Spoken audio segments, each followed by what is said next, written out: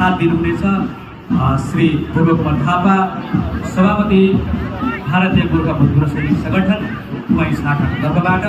र केही छन् यो कार्यक्रमलाई हामी स्थगित गर्नेछौँ। नानीहरूलाई हामीले बिहान 8:30 यहाँ रिपोर्टिङ टाइम दिएको। लु हेर्नुहोस् त, यदि हामी शिक्षित वर्गको समयसँग अलिकति सचेत छैन भने अरूले भन्न चाहन्न है, पनि हामीलाई माइकले गर्दा ढिलो भइसकेको हो। हुन त माथिको हायर सेकेन्ड्रीको स्कुल नानीहरू धेरै हुन्छ र मलाई